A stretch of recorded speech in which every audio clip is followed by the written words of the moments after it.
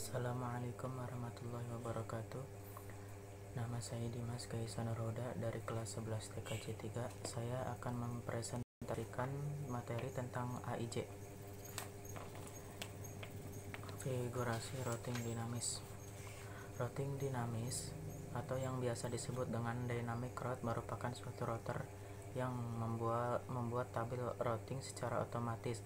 Lalu apa itu tabel routing? Tabel routing merupakan tabel yang memuat tentang seluruh IP address dari interface router dan memuat tentang informasi routingnya dengan menggunakan lalu lintas jaringan dan juga saling berhubungan antara router lainnya. Dalam kata lain, dynamic route atau routing dinamis bersifat dinamik dan mampu melakukan update route dengan cara mendistribusikan informasi mengenai jalur terbaik ke router lain. Router dinamis juga merupakan suatu router yang merutekan jalur yang dibentuk secara otomatis oleh router itu sendiri, sesuai dengan konfigurasi yang dibuat. Jika ada perubahan topologi antar jaringan, router otomatis akan membuat routing yang baru. Selanjutnya, untuk memahami routing.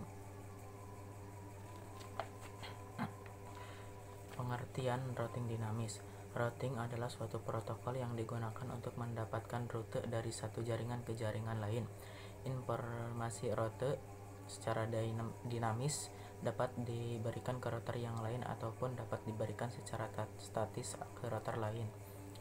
Routing adalah proses di mana suatu router forward paket ke jaringan yang dituju. Suatu router membuat keputusan berdasarkan IP address yang dituju oleh paket. Semua router menggunakan IP address tujuan untuk mengirim paket. Agar keputusan routing tersebut benar, router harus belajar bagaimana untuk mencapai tujuan. Ketika router menggunakan routing dinamis, informasi ini dipelajari dari router yang lain. Ketika menggunakan routing statis, seorang network administrator mengkonfigurasi informasi tentang jaringan yang ingin dituju secara manual. Routing dinamis adalah routing yang dilakukan oleh router dengan cara jalur komunikasi data secara otomatis sesuai dengan pengaturan yang dibuat. Jika ada perubahan topologi di dalam jaringan, maka router akan otomatis membuat jalur routing yang baru. Routing dinamis ini berada pada lapisan network, layar jaringan komputer dalam TCP atau IP protokol suites. Macam-macam protokol routing dinamis, yaitu 1. RIP atau Routing Information Protocol.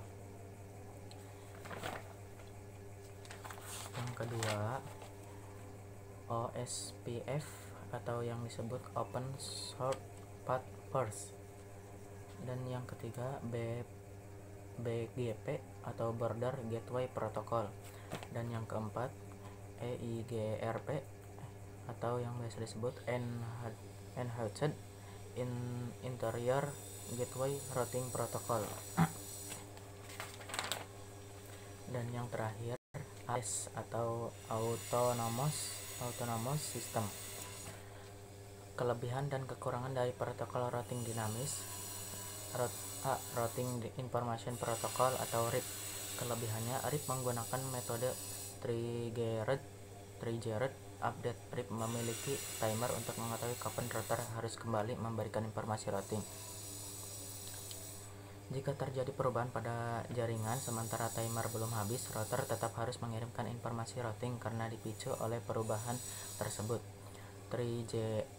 Triggered update mengatur routing menggunakan RIP tidak rumit dan memberikan hasil yang cukup dapat diterima, terlebih jika jarang terjadi kegagalan link jaringan. Kekurangannya, jumlah host terbatas. RIP tidak memiliki informasi tentang subnet setiap route. RIP tidak mendukung variabel length subnet masking atau yang biasa disebut VLSM.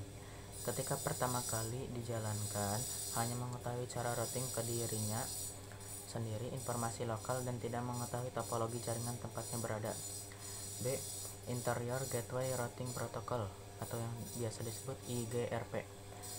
Kelebihannya, IGRP yaitu mampu mensupport 255 hop pun. Kekurangannya yaitu memiliki jumlah host terbatas. C. Open Source Platforms atau yang biasa disebut OSPF. Kelebihannya tidak menghasilkan routing loop, mendukung penggunaan beberapa metrik sekaligus dapat menghasilkan banyak jalur ke sebuah tujuan, membagi jaringan yang besar menjadi beberapa area. Waktu yang diperlukan untuk konvergen lebih cepat. Kekurangannya membutuhkan basis data yang besar dan lebih rumit. Yang D. Enhanced Interior Gateway Routing Protocol atau EIGRP. Kelebihannya melakukan konvergensi secara tepat ketika menghindari loop, memerlukan lebih sedikit memori dan proses, memerlukan fitur loop avoidance. Kekurangannya dalam pemakaiannya hanya untuk router Cisco. Dan yang terakhir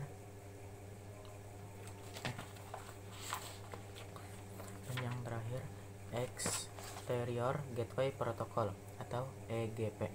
Kelebihannya instalasi sangat sederhana dan kekurangannya topologi yang digunakan sangat terbatas. Sekian presentasi saya, mohon maaf bila ada kekurangan. Wassalamualaikum warahmatullahi wabarakatuh.